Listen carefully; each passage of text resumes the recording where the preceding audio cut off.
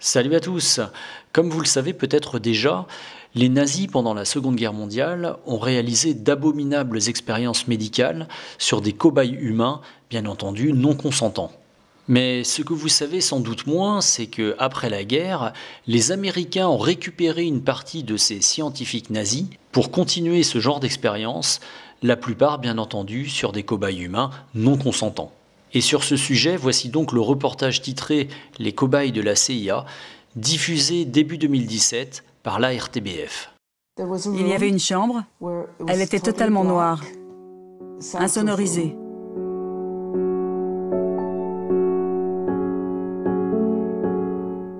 Elle était capitonnée, les fenêtres occultées, toutes sombres. Et on les mettait dans des tubes, les bras et les jambes coincés.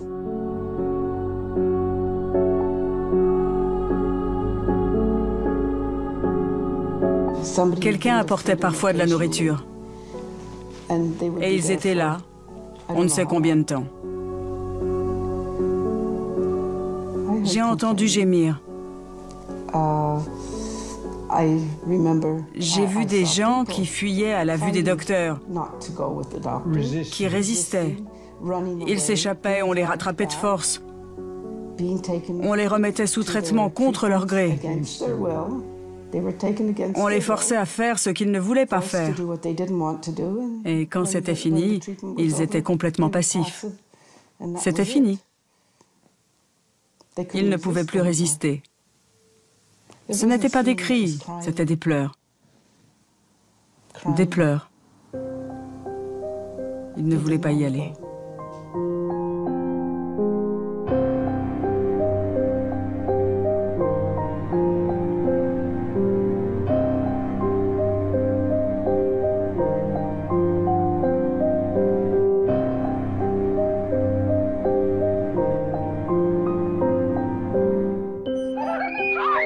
C'était à la fin des années 50, des années où l'on pense que les guerres sont finies et où l'on rêve d'un monde où les enfants sont voués à un quotidien sans violence. Gina Blasbalg est alors adolescente. La vie ne l'a pas gâtée. Au décès de son père, sa mère l'a placée dans un orphelinat. À l'âge de 16 ans, on l'hospitalise à l'Allan Memorial, le département psychiatrique de l'université McGill à Montréal. Elle souffre d'une hépatite aiguë qui la rend dépressive. Gina pense qu'on va la soigner, mais elle tombe dans les filets d'un programme top secret de la CIA américaine. Nom de code, MK Ultra. Sous le prétexte d'études sur le cerveau humain, des dizaines de milliers de cobayes non volontaires comme Gina vont devenir de véritables rats de laboratoire. Le plus terrible, c'est qu'on les obligeait. Les médecins les forçaient. Ils leur disaient « Mais vous ne voulez pas aller mieux? On est là pour ça. » Et bien sûr, les patients ne pouvaient qu'y croire. Bien sûr qu'ils voulaient aller mieux. Ils voulaient rentrer chez eux, mais ce n'est pas du tout ce qui s'est passé. MK Ultra, c'est un programme qui a secoué l'Amérique jusqu'à la présidence. The United States of America offers a sincere apology. Financé par la CIA, des médecins ou des scientifiques traquent les indigents, les noirs ou les déshérités. Ils les repèrent dans les prisons, les hôpitaux, les casernes ou même les orphelinats. Et ils tentent, à leur insu, d'en faire des robots humains. But de la manœuvre, effacer la mémoire, trouver un moyen de faire avouer un ennemi. Fabriquer une machine humaine prête à tuer contre son gré. Gina Blasbalg sera l'un de ces rats de laboratoire. Le docteur m'a dit qu'il voulait effacer ma mémoire en me mettant dans un état de sommeil pendant 1 mois. Que je n'aurais plus du tout de mémoire ou de pensée et qu'il pourrait alors travailler sur mon cerveau car il n'en resterait plus rien. J'étais Comme un zombie. Elle était vide de tout. On me donnait des produits qu'on m'injectait et j'avais plein de convulsions. Mon corps ne m'appartenait plus, ma langue pendait, mes yeux roulaient. J'ai été témoin de tout ça. Et je les suppliais, « S'il vous plaît, qu'est-ce que vous faites? Donnez-moi un antidote. » Et on me répondait, « Non, on ne peut rien vous donner, parce qu'il faut qu'on voit combien de temps ça dure. » Gina va être séquestrée pendant plusieurs périodes au sein de l'établissement psychiatrique. Entre deux séjours, elle rencontre Ralph. C'est lui qui réussira à l'extirper de l'institution.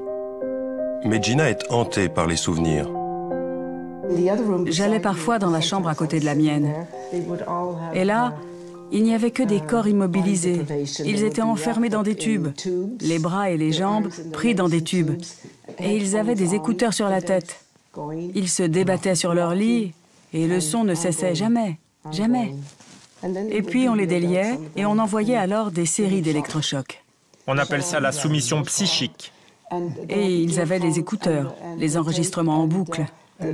Un enregistrement sans fin, avec des ordres répétitifs, hurlés à différentes intensités.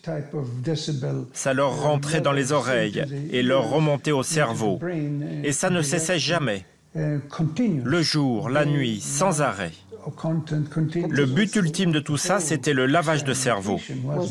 La manipulation mentale et le lavage de cerveau. Comment cela a-t-il été possible? Fin de la Seconde Guerre mondiale.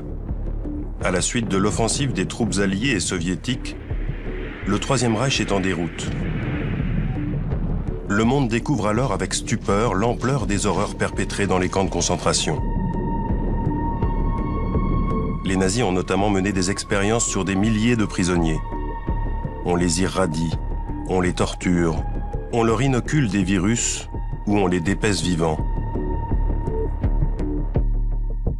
L'Amérique se veut alors le détenteur de la bonne conscience des peuples. Elle impose rapidement la tenue des fameux procès de Nuremberg, qui visent à juger les dignitaires allemands pour les crimes de guerre et crimes contre l'humanité. Lors du procès des médecins, fin 1946, 20 docteurs et 3 officiels nazis passent en jugement.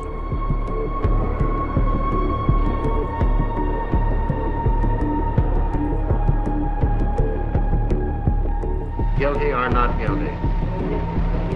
Nicht schuldig. 5 des accusés sont acquittés. 7 sont condamnés à mort et les autres à des peines de prison. À l'occasion de ce procès, l'Amérique rédige le Code de Nuremberg. Le contenu en est exemplaire. Celui-ci détermine l'éthique qui doit prévaloir lors des expérimentations pratiquées sur l'être humain. Mais en parallèle, les Américains convoitent les scientifiques et les médecins allemands et les exfiltrent vers les États-Unis. Juste après la guerre, on s'est retrouvé avec un grand nombre de scientifiques allemands qui officiaient dans tous les domaines. Bombardement, énergie, missiles, cinéma, médecine. Et les Français, les Anglais, les Russes et les Américains voulaient tous mettre la main dessus, les ramener chez eux et qu'ils travaillent pour eux. Le problème qu'avaient les Américains, c'est qu'un grand nombre de ces soldats étaient répertoriés comme criminels de guerre. Le département d'État ne voulait donc pas leur donner de visa et ils ne pouvaient pas aller en Amérique. Toute une série de programmes ont été alors mis sur pied. Dont le plus célèbre, c'est le projet Paperclip. Et les archives montrent bien que des centaines de scientifiques allemands ont été exfiltrés grâce à ces programmes et passés au travers des mailles du département d'État. Forts de cette matière grise, les Américains puisent dans les connaissances des Allemands et lancent des expériences à tout va, notamment dans des pays qu'elle pense tenir sous sa coupe. C'est ainsi que de 1946 à 1948 au Guatemala, elle inocule des virus comme la syphilis à des centaines de soldats, prostituées, détenus et même des gosses. Bilan 83 morts. Pour cet acte, l'Amérique sera condamnée. Sur le territoire américain, on s'en prend aux démunis, ceux qui n'oseront jamais se plaindre. En 1946 et pendant 7 ans, des dizaines d'enfants malades mentaux sont ainsi nourris de céréales radioactives dans une école du Massachusetts. C'est une effroyable contradiction, un immense paradoxe que de voir l'Amérique réaliser toutes ces expérimentations extrêmement dangereuses juste à l'après-guerre. Et ceci alors même que c'est nous qui avons traîné devant les tribunaux de Nuremberg les docteurs nazis en 1946 et en 1947. Nous, pas les Français, pas les Anglais, pas les Russes, mais nous, les Américains. On a traîné ces 23 docteurs et responsables administratifs en justice. On les a sermonnés, harangués. On leur a donné des leçons sur la façon de faire de la recherche médicale. Et au moment où se tenait le procès de ces médecins nazis, nos propres médecins, au Guatemala, injectaient la syphilis à plein de gens dans ce pays. Au même moment, on injectait des patients dans nos hôpitaux avec du plutonium ou d'autres formes d'irradiation. Donc ce n'est pas déplacé de dire que tout ceci n'était qu'une farce, un grand jeu de propagande. Qu'importe, car la morale, les Américains la placent bien en dessous de l'intérêt de la nation. 3, 2, 1... Fire.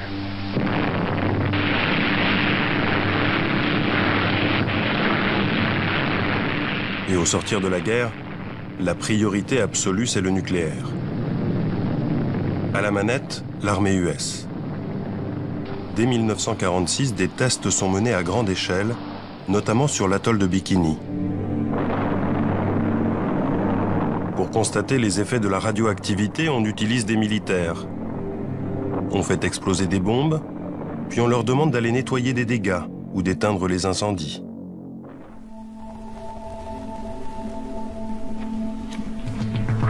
Lincoln Groves fut l'un des 250 000 à 500 000 soldats irradiés lors de ces essais nucléaires.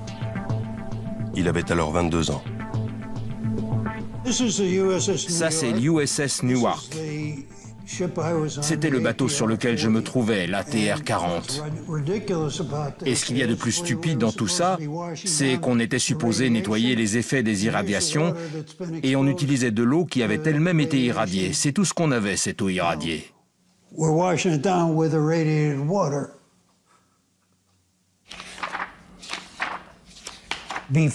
Avant d'être envoyé à Bikini, on devait tous signer des contrats, qui étaient ni plus ni moins un serment de secret, afin qu'on ne dise à personne ce qu'on avait vu ou entendu pendant notre mission.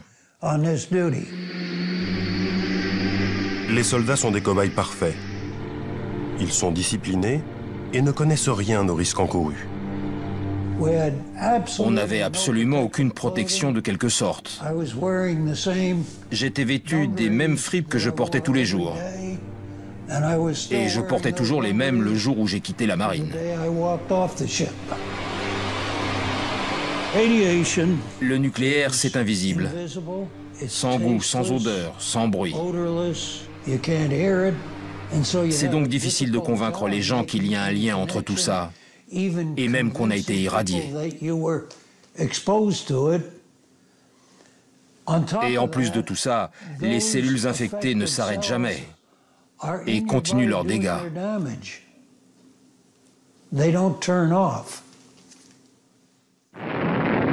Suite à son expérience sur l'atoll de Bikini, Lincoln sera hospitalisé à plus d'une reprise. Sa santé est fragile et les irradiations ont touché toute sa descendance. Ma fille a été conçue quelque temps après mon retour de Bikini. Eh bien, toute son adolescence, elle a souffert de problèmes avec son système endocrinien. Et on a dû lui retirer la moitié du pancréas à l'âge de 20 ans en raison d'une tumeur. Elle est morte d'une tumeur cérébrale maligne à l'âge de 46 ans. Elle a aussi eu une fille qui est née avec un pied difforme. Mon fils cadet, lui, a la maladie d'Addison. Et l'un de mes fils aînés est bipolaire. Ça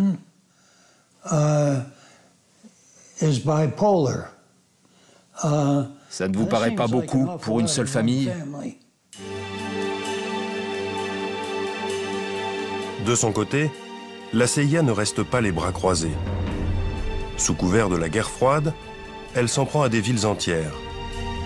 En 1950, un bateau de guerre déverse à coups d'aérosol une maladie nosocomiale sur la baie de San Francisco.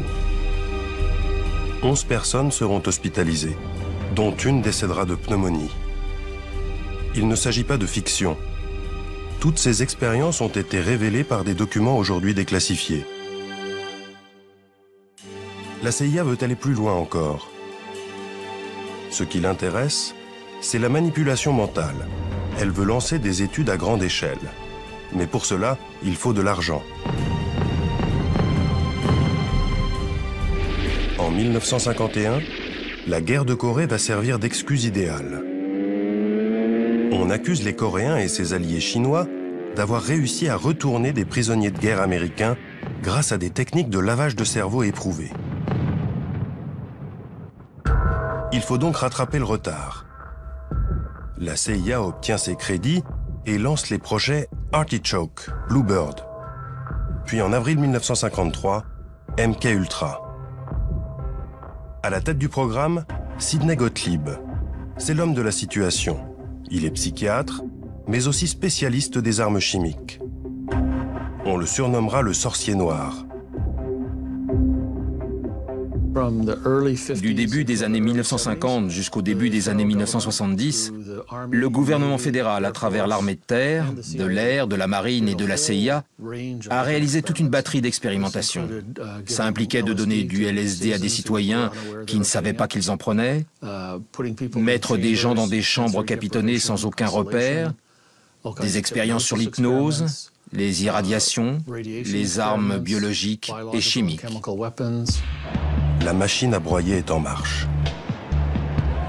La CIA et l'armée sont tellement aveuglées par leur objectif qu'elles iront jusqu'à propulser des bactéries cachées dans des ampoules électriques au cœur de New York, dans le métro, en 1966.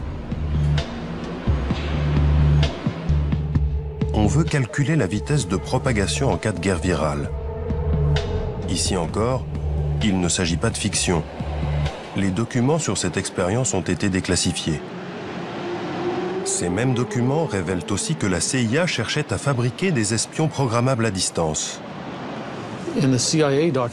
Dans les documents de la CIA, on retrouve toutes ces expérimentations qui visent à créer ces super espions. Ça consiste à créer une nouvelle personnalité sur un cobaye et de lui donner une mission comme tuer quelqu'un, voler des documents ou infiltrer des réseaux. Et quand la mission est terminée, on le reprogramme et le sujet ne se souvient plus de rien. L'agence américaine s'intéresse particulièrement au LSD. Dans les années 50, cette drogue n'est pas illégale. La CIA recrute d'ailleurs des volontaires prêts à se faire des tripes aux frais des services secrets. Certains vont défrayer la chronique, comme Ken Kesey. C'est un auteur à succès qui pense que les drogues permettent de stimuler la créativité. Il teste donc le LSD, dans le cadre d'expérimentations officielles. Il sortira de cette expérience en état second. Pour la petite histoire, il se met alors à la rédaction d'un best-seller qui deviendra un film culte. Vol au-dessus d'un nid de coucou.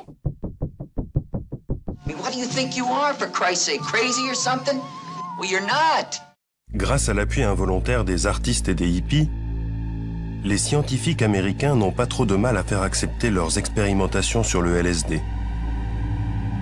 D'ailleurs, la CIA estime que c'est tellement inoffensif qu'elle le teste sur ses propres agents, à leur insu. Le retour de bâton sera sévère. Certains en deviendront paranoïaques, comme l'un de leurs biochimistes, Frank Olson. Il en mourra en 1953, défenestré du 11e étage d'un hôtel new-yorkais. Même déconvenu en 1955 à San Francisco. La CIA y embauche George White, une grande gueule de la police antidrogue, afin qu'il monte 2 maisons de passe. Les prostituées versent discrètement des doses de LSD dans le verre des clients. Derrière une vitre sans teint, la CIA observe leurs réactions. Certains paniquent, deviennent fous. L'un d'entre eux commettra un braquage en état second et partira en prison. Si vous prenez ça de façon volontaire, que vous vous dites que ça va être agréable et que vous êtes entouré, ça se passe plutôt bien. Mais si vous êtes incarcéré dans une prison ou en interrogatoire et que vous commencez à halluciner sans savoir que vous êtes sous LSD, vous avez de grandes chances de faire un mauvais trip. Les bad trips, les scientifiques vont tenter de montrer qu'ils n'ont rien de dramatique. Lors de cette expérience, filmée en 1955, on demande à un artiste de boire une dose de LSD. 12 o'clock and we're ready to start this experiment. How did it taste? It had no taste. How did it look? Colorless. Now, would you tell me your name, please? William Millark. Puis il lui faut dessiner les traits d'un être humain, avant que les premiers effets ne se fassent ressentir. We have the advantage of an artist who is able to draw a sketch and On le soumet alors à une batterie de tests. Quelques heures plus tard, l'artiste doit dessiner à nouveau un portrait. Mais il n'y parvient plus. Et peu à peu, sous l'œil du psychiatre, il tombe dans une forme de schizophrénie. Now you're getting emotional again. Now look at the picture now. Look at the picture. Look at it. And just concentrate on the eyebrows. That's where you were. Do you suppose you take a look at these two pictures and compare them? The eyes, for example, are the same to me. Ces images de propagande donnent la sensation que chaque expérience est encadrée et sans trop de dommages. La réalité est moins présentable. Le LSD a été mis en avant parce que tout le monde connaît. Mais lors des commissions sénatoriales, dans les années 1970, le conseiller en chef de l'armée a rendu une liste de 125 produits qu'ils avaient testés dans le cadre de ces expérimentations sur le lavage de cerveau. Et il faut rajouter à cela ceux de la marine, de l'armée de l'air et de la CIA. Dans ses folles recherches, la CIA fait la course avec l'armée. Celle-ci aussi fait des expériences à grande échelle, notamment dans le camp d'Edgewood. Dans ces bâtiments, on y teste tout aussi bien des armes chimiques, avec notamment l'aide de scientifiques du Troisième Reich, mais aussi des drogues qui agissent sur le comportement. Ce département est tenu par un psychiatre militaire, James Ketchum. Il y expérimente plus d'une trentaine de produits toxiques. James Ketchum s'intéresse au LSD, mais surtout au benzylate ou BZ, une drogue beaucoup plus puissante que le LSD. Quel était le but de vos recherches? De tenter de trouver une drogue, le benzylate étant notre premier choix, qui pourrait être utilisé en temps de guerre afin de mettre hors d'état de nuire l'ennemi pendant un temps donné. Ça a d'ailleurs été réalisé et des petites bombes ont été créées à une époque. Elles étaient remplies de benzylate et pouvaient exploser sur un terrain de conflit. Ce n'était pas une arme de destruction massive. C'était destiné à être utilisé dans un lieu particulier qui pouvait être encerclé et contrôlé, mais qui ne pouvait être envahi sans risquer beaucoup de pertes de notre côté.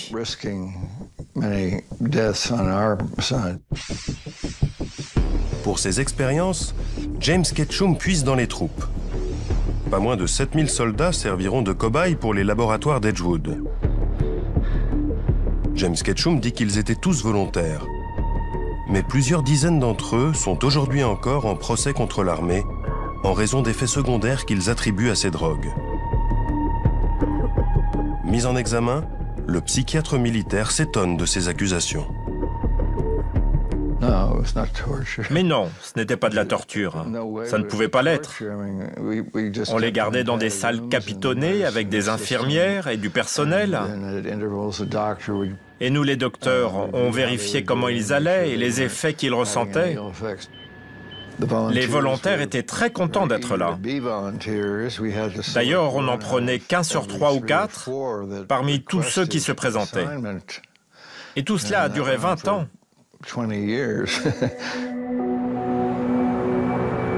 À New York, nous avons retrouvé l'un des militaires qui a participé aux expérimentations de James Ketchum.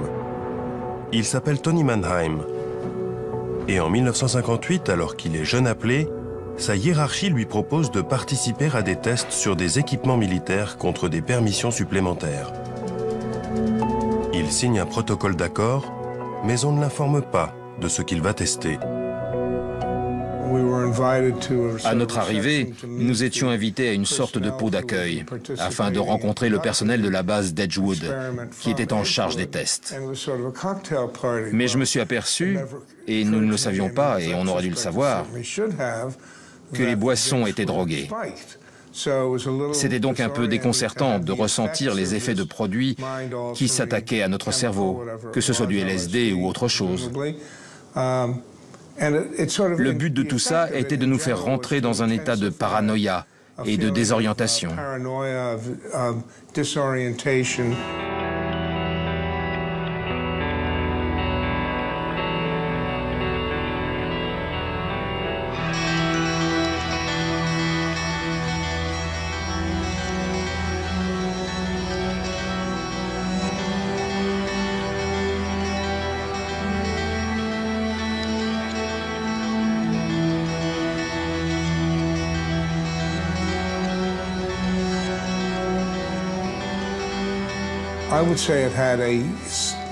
Je dirais que ça a eu des effets significatifs, durement ressentis et de façon négative pendant une durée considérable après l'arrêt de l'expérimentation.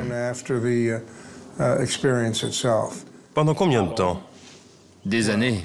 Je dirais des mois et des années plutôt que des jours et des semaines. James Ketchum affirme pour sa part que les tests étaient réalisés dans un cadre bien défini et que sa propre équipe n'a jamais contesté l'éthique de ces expériences.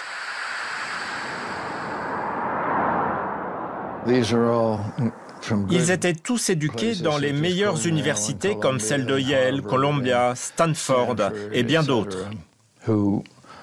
Ils préféraient faire de la recherche pendant leurs 2 ans de service. Ils se retrouvaient donc en poste à l'arsenal d'Edgewood et dans tout ce qu'on a pu faire, sauf une fois, ils étaient tous d'accord pour faire les mêmes expérimentations que celles que je faisais et que je leur demandais de faire. James Ketchum se protège en invoquant le soutien de ses pairs. C'est plus inquiétant que rassurant. Et il ne peut ignorer que pendant qu'il expérimente ces drogues sur des milliers de soldats, l'armée s'intéresse à bien d'autres produits plus destructeurs encore. Des produits qu'elle hésite à tester sur ses propres troupes. Et ces substances sont tellement puissantes qu'on ne peut les employer que dans un lieu discret, clos et protégé. Cette forteresse, ce sera les prisons. C'est Allen Hornblum qui va dénoncer le système. À l'époque, il travaille à la pénitentiaire et prend un poste à la prison de Holmesburg, en Pennsylvanie. Je suis entré dans la prison de Holmesburg et j'ai été frappé de voir des dizaines de détenus torse nu, le corps couvert de bandages et de pansements. Et je n'arrivais pas à croire que j'allais travailler dans un milieu d'une telle violence. Tous les prisonniers semblaient s'être battus au couteau lors d'une émeute, comme s'il y avait eu une guerre entre gangs. Et le lendemain, de retour au centre de détention, j'ai demandé aux autres gardiens ce qui s'était passé et si cette prison était vraiment dangereuse. Ils se sont moqués de moi et on m'a répondu « Monsieur Hornblum, ce n'est pas une guerre de gangs, ce sont des tests de parfum pour le compte de l'Université de Pennsylvanie. »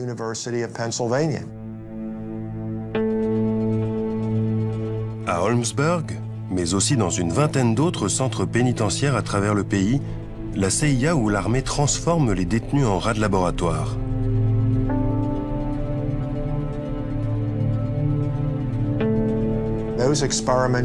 Ces expérimentations allaient de produits sans danger, comme tester du chocolat pour voir s'il fait pousser des pustules, jusqu'à des produits extrêmement dangereux, fournis avec l'accord des médecins. Les détenus étaient injectés sans le savoir avec des substances irradiées, soumis à des expérimentations pour les produits chimiques de l'entreprise Dell, et c'est le seul endroit au monde que je connaisse où des humains ont été enduits de dioxine sur la figure et sur le dos. De 1963 jusqu'au début des années 70, l'armée testait une multitude d'armes chimiques de guerre. La prison d'Holmesburg, de 1951 à 1974, a été sans doute le plus grand laboratoire d'expérimentation humaine en Amérique. Les 1400 détenus de la prison sont des proies dociles. Ils sont pauvres, peu éduqués. Pour $1 par jour, ils sont prêts à n'importe quoi. C'est ce que sera payé Youssef pour participer à 3 séries d'expérimentation. Incarcéré en 1961 pour vente de marijuana, il pense tester des produits inoffensifs. Il y avait 2 sortes de tests pour produits minceurs. L'un consistait à boire une sorte de milkshake. Il fallait aller aux toilettes et prendre du lait tous les jours, avec des œufs, le tout avec 6 pilules. Et ça 3 fois par jour. Dès la première prise, j'ai senti que j'explosais sous l'effet de gaz qui remontait. Et quand je suis allé aux toilettes, mon rectum s'est retourné comme une poche. Comme s'il y avait un stock d'hémorroïdes empilé. Je suis donc allé voir le médecin et il m'a dit « Mon Dieu, c'est épouvantable ». Je lui ai demandé des médicaments ou autre chose et il m'a répondu « Non, c'est une opération qu'il vous faut ».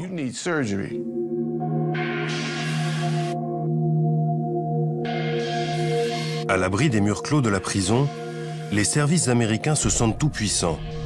Ils n'ont plus de limites.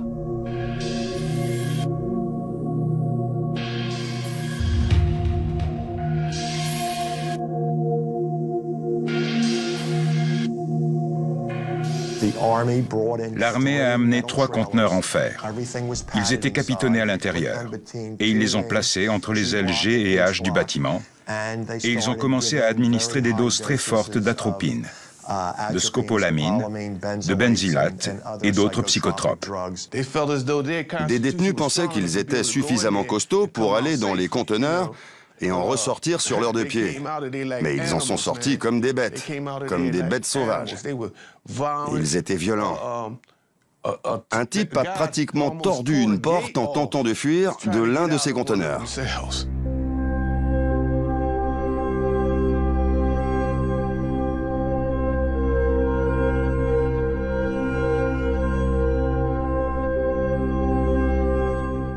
Les gens ressortaient de ces expérimentations avec des déficiences mentales, surtout avec leurs produits, comme le LSD ou leurs hallucinogènes que la CIA ou le Pentagone ont mis dans nos organismes pendant qu'on était dans nos cellules capitonnées. Ils nous les ont injectés, ils nous les ont mélangés à notre nourriture, ils nous les ont fait avaler sous forme de pilules.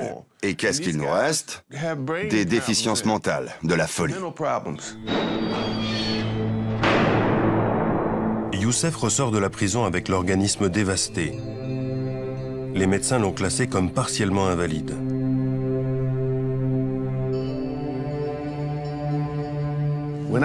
Quand je suis ressorti de prison, j'ai pensé que tout irait bien.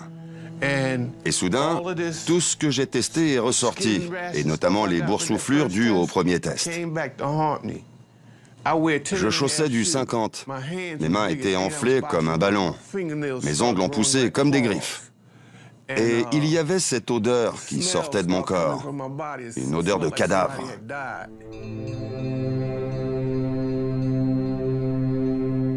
De cette époque à aujourd'hui, ma vie a été misérable.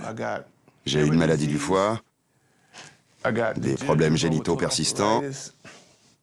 Je ne sais pas trop ce qui se passe avec mes mains. J'ai des fourmillements dans les pieds. Un cancer de la prostate. C'est un véritable enfer. Alors que l'armée recrute surtout dans les prisons, la CIA, elle, rôde dans les hôpitaux. Prime est donnée à celui qui réussira à transformer un être humain en robot. Plus de 20 ans après la fin du programme MK-Ultra, des témoignages vont dévoiler jusqu'où la CIA était prête à aller pour mener à bien son œuvre. Cette femme, Claudia Mullen, témoigne devant un comité chargé d'évaluer les dégâts commis sur les victimes. Je suis devenue un pion aux mains du gouvernement. Le but était de me soumettre et de créer l'espion idéal à l'aide de produits chimiques, d'irradiation, de drogue, de l'hypnose, de chocs électriques, de plonger dans des tubes remplis d'eau, de privation de sommeil, de lavage de cerveau, d'abus verbaux, physiques, émotionnels et sexuels. J'ai été exploitée pendant près de 30 ans de ma vie et la seule explication qu'on m'a donnée est que la fin justifie les moyens et que je servais ma patrie dans ses efforts valeureux pour lutter contre le communisme.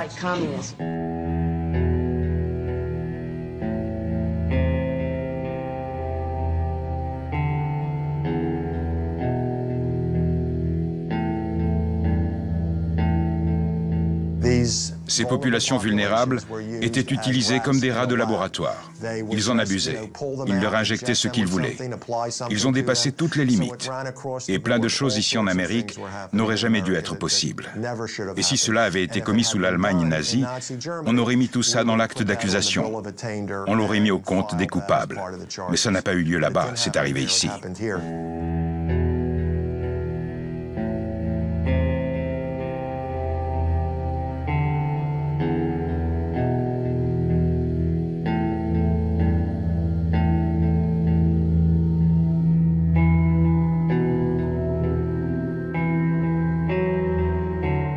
Ce qui me paraît le plus révoltant, ce n'est même pas l'attitude de l'armée ou de la CIA, mais celle des psychiatres eux-mêmes.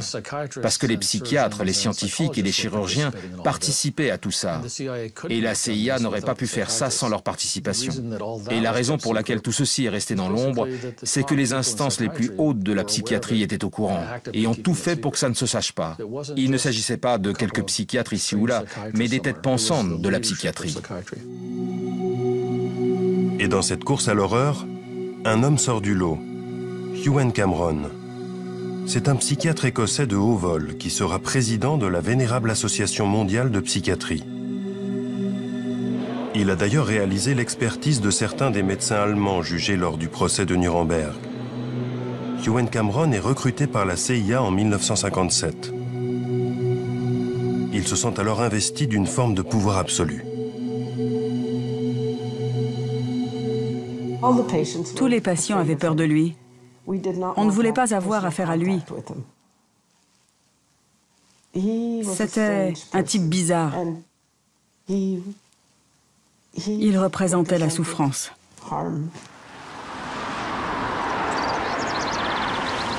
Au sein de l'Allen Memorial, le département psychiatrique de l'université McGill qu'il a créé à Montréal, Ewen Cameron expérimente au-delà du supportable. Ces cobayes sont enfermés dans des chambres noires capitonnées. La réputation du prestigieux psychiatre sert d'appât pour recruter ses futures victimes. Il y avait une petite fille de 13 ans qui paraissait normale. Et la seule raison pour laquelle elle était là, c'était parce qu'elle se sentait nerveuse à l'idée de passer un examen. Les médecins ont estimé qu'elle devait voir le docteur Cameron afin qu'il l'aide. Ils l'ont hospitalisée. Et c'est la dernière fois que je l'ai vue. Il y avait un garçon aussi. Il ne disait plus rien. Il restait toute la journée contre le mur et regardait ses pieds. D'autres se plaignaient de maux de tête effroyables et continuels. Ils ne savaient plus qui ils étaient, où ils étaient et ce qu'ils faisaient ici. Les cobayes sont placés dans des comas artificiels qui durent jusqu'à plusieurs semaines et soumis à des doses massives d'électrochocs, tandis qu'un enregistrement diffuse en boucle des injonctions. Drogue, hypnose, privation de sommeil, tout est tenté. Certains en perdent l'usage de la parole, deviennent incontinents et ne reconnaissent plus leurs propres parents. Vous pensez que des gens en sont morts? Oh oui. Oh oui. Comment pouvez-vous dire ça? Il y a tous ceux qui ont disparu. Certains se suicidaient. Et quand Gina a tenté de retrouver certaines des anciennes pensionnaires de cette époque, j'ai jamais pu les retrouver. On n'a pas pu les retrouver. Aucune trace. Des morts, il y en a eu un peu partout. Et il aura fallu le courage de quelques lanceurs d'alerte pour révéler publiquement l'étendue du désastre.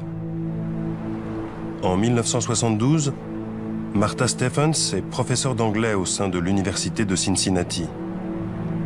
Elle remarque que le département médical irradie à doses massives et sur le corps tout entier des malades qui se présentent avec des tumeurs bénignes. Elle enquête, se rend compte que l'armée finance le programme et contacte les malades. Sur cette photo, une famille qui a perdu sa mère, Maud Jacobs, en quelques jours seulement. On l'a emmenée au sous-sol, on l'a placée devant une machine effrayante. On l'a irradiée sur le corps tout entier, avec un seul faisceau irradiant. Elle est rentrée chez elle, mais s'est sentie très malade cette nuit-là. Elle n'était pas malade avant qu'on ne l'irradie dans les sous-sols de l'hôpital. Et pourtant, elle est morte en à peu près 3 semaines après l'avoir emmenée là-bas. On a son dossier sanguin. On sait qu'elle est morte de pneumonie en raison des effets sur son système de la moelle épinière. Là, ce sont les enfants. Et là, c'est Maud Jacob, une femme du Kentucky qui vivait à Cincinnati. Ils cherchaient des Noirs, des vieux, des malades, des pauvres. À peu près 60% des 90 personnes qu'on a irradiées étaient noires. Dans une ville où, à cette époque, 30% de la population était noire. Les Afro-Américains n'avaient aucun autre endroit où aller. Dans les années 60, la plupart des hôpitaux les refusaient. Au moins 90 hommes et femmes seront hospitalisés au sous-sol du centre médical de l'université de Cincinnati de 1960 à 1972. 21 d'entre eux vont mourir en 3 ou 4 semaines. À la tête du département, le docteur Eugene Sanger, un radiologiste réputé. Un patriote, je dirais, qui pensait qu'il faisait son devoir pour son pays. Je pense qu'il estimait que certaines personnes doivent se sacrifier pour permettre de comprendre comment nous protéger en cas de guerre nucléaire. Lors du procès qu'on a tenu contre les chercheurs, la juge les a comparés à ce qu'il avait été fait lors du Troisième Reich. Elle a dit, pour justifier les vies que vous avez prises, vous vous protégez derrière les mêmes excuses que celles utilisées par les médecins à Nuremberg. Ils ont dit qu'au nom de leur patrie, ils ont dû faire ce qu'ils ont fait. Et vous, vous donnez les mêmes arguments. Eugene Sanger est décédé, mais son bras droit, le professeur Silberstein, est toujours en activité. Il refuse toute interview, mais voici ce qu'il répond par mail quand on lui demande de réagir sur les expérimentations.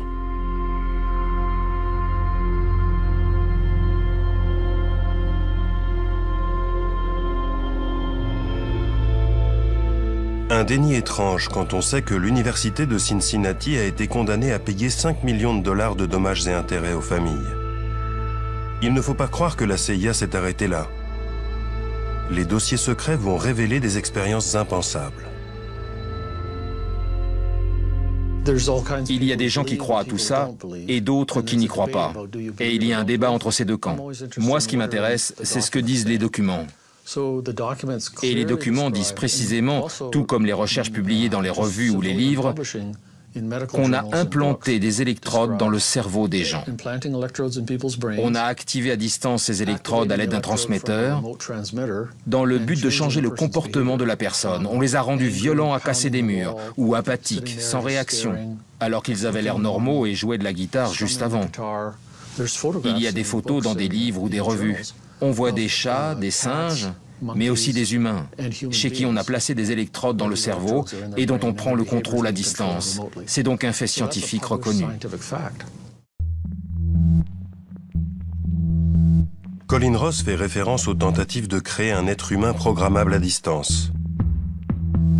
La CIA s'intéresse notamment au travail d'un scientifique espagnol, le docteur Delgado, qui tente ses premières expériences sur un taureau. L'animal est tout d'abord relâché dans l'arène, il charge la cape qu'on agite devant lui, puis on implante un émetteur dans le cerveau du taureau. Désormais, à chaque charge, une impulsion électrique l'arrête dans son élan. Des documents déclassifiés montrent que des systèmes plus sophistiqués ont été utilisés dans le cerveau d'êtres humains, comme cette fillette. Tout d'abord souriante, elle va verser dans des crises de violence une fois l'émetteur activé.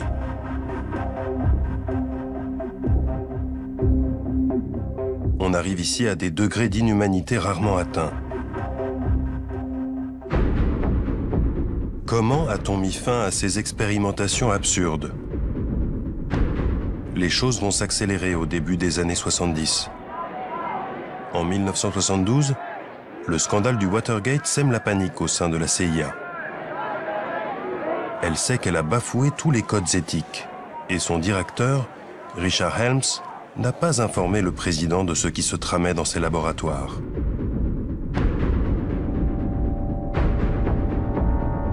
En 1973, Richard Helms ordonne la destruction de tous les documents relatifs au programme MK-Ultra et l'arrêt des expérimentations. Il démissionne aussitôt.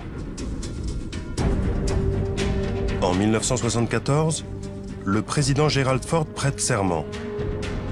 Il veut savoir ce qui se passe dans ses services, et notamment à la CIA. En 1975, il met en place une première commission d'enquête. Son travail est compliqué car les responsables de l'agence, comme le docteur Lashbrook, appelé à témoigner, mentent, bottent en touche ou minorent. There was, of course, claims or thoughts that maybe great things could be done with hypnosis. One small project in which we had a hypnotist do some experiments, primarily to see what the limitations of hypnosis might be. Can you make a person do something under hypnosis that he would not ordinarily do? Comme souvent, c'est de l'intérieur que la forteresse va se fissurer. On le doit à un archiviste de la CIA qui découvrira plusieurs cartons oubliés par sa direction et les remettra à la commission d'enquête. Ces milliers de documents sont désormais en partie publics.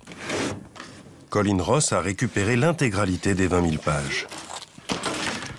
Là, c'est le projet 14 du projet MK-Ultra. C'est comme ça que ces documents se présentent. Il y a beaucoup de pages où il n'y a pas grand-chose. La majorité, ce sont des informations financières. Là, c'est signé Sidney Gottlieb, le responsable du programme. Beaucoup de choses ont été effacées. Ces documents sont une goutte d'eau par rapport à l'ampleur des expérimentations. Mais ils révèlent que l'agence américaine avait lancé au moins 149 programmes impliquant 80 institutions dans les plus grandes universités du pays. À la révélation de ces documents, des enquêtes sénatoriales vont suivre. On découvre alors l'ampleur des tentacules de la CIA, infiltrés dans tous les rouages du pouvoir. Do you have any people being paid by the CIA who are contributing to a major circulation American journal? We do have people who submit pieces to two American journals. Do you have any people paid by the CIA who are working for television networks? This, I think, gets into the kind of getting into the details, Mr. Chairman, that I'd like to get into in executive session. Richard Helms, l'homme qui a toujours préféré l'ombre à la lumière, doit alors se justifier publiquement. Celui qui a tiré les manettes des programmes les plus répugnants de l'agence affiche un détachement écœurant. If one has in one's possession or under one's control bacteriological or chemical weapons, they can be used both defensively and offensively. And by use offensively, we mean to include killing people, is that right? Well, they have the capacity to kill people if they were used in that way. Unrestrained, illegal, secret intimidation and harassment of the essential. Richard Helms est malmené, mais ne sera soumis à aucune poursuite judiciaire. Il justifie ses actes au nom de l'intérêt national. Une attitude que l'on retrouve chez James Ketchum, le psychiatre militaire. Des centaines d'anciens soldats traumatisés par ces expériences le poursuivent en justice, mais il sait qu'il ne risque rien. Aux États-Unis, l'individu est protégé lorsqu'il agit au nom de l'État. J'étais très content avec ce qu'on a fait. J'en suis plutôt fier. On a eu des résultats à cette époque. Je pense que ça valait le coup d'essayer. Mais je pense que l'armée a décidé subitement de faire marche arrière et de mettre au rebut des choses qui pouvaient être critiquées un peu partout dans le monde. Ils ont joué la sécurité. Ce déni de responsabilité de la part de James Ketchum ou de celle de bien d'autres scientifiques n'a pas fait baisser le militantisme des victimes. Le 3 octobre 1995, le président Clinton, de guerre lasse, fait des excuses publiques. 23 ans ont passé depuis l'arrêt du programme MK-Ultra et près de 40 ans depuis celui des essais nucléaires. Thousands of government-sponsored experiments did take place at hospitals, universities, and military bases around our nation. In too many cases, informed consent was withheld. Americans were kept in the dark about the effects of what was being done to them. The deception extended beyond the test subjects themselves to encompass their families and the American people as a whole. For these experiments were kept secret. And they were shrouded not for a compelling reason of national security, but for the simple fear of embarrassment. And that was wrong. So today, on behalf of another generation of American leaders and another generation of American citizens, the United States of America offers a sincere apology to those of our citizens who were subjected to these experiments, to their families, and to their communities. Thank you very much. Arrêté en 1973, le programme MK-Ultra a été un échec, révèlent plusieurs rapports d'enquête. Mais la CIA pense sans doute autrement, car elle va s'inspirer du travail d'Ewen Cameron pour la rédaction de ce manuel d'interrogatoire. Il va être en service pendant des années, et les images qu'on y voit ne laissent aucun doute sur le fait que la CIA l'ait utilisé comme livre de chevet à Guantanamo ou Abu Ghraib.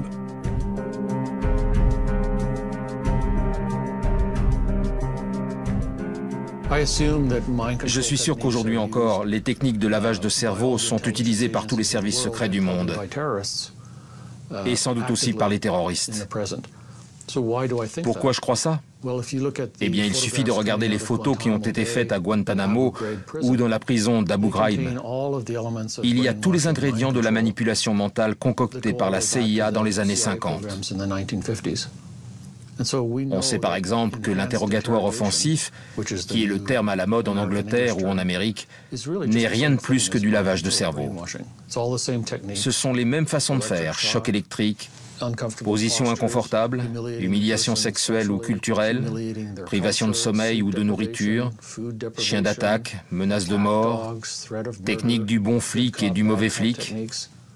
C'est tout ça la manipulation mentale. Il serait naïf de penser que les choses ont changé. En 2014, l'histoire s'est mise à bégayer. 19 ans après Bill Clinton, Barack Obama, bousculé par les révélations sur les tortures perpétrées par la CIA, doit se justifier. Even before I came into office, I was very clear that in the immediate aftermath of 9/11, we did some things that were wrong. We did a whole lot of things that were right, but we tortured some folks. Des excuses publiques qui n'ont qu'une valeur symbolique pour Gina et Ralph Blasbalg. Seul un nombre limité de victimes du projet MK-Ultra ont eu le courage d'engager des procédures devant les tribunaux. Les procès sont longs et la CIA rechigne à ouvrir ses archives. traumatisée et épuisée par son expérience, Gina a renoncé à demander des compensations pour ce qu'elle a vécu.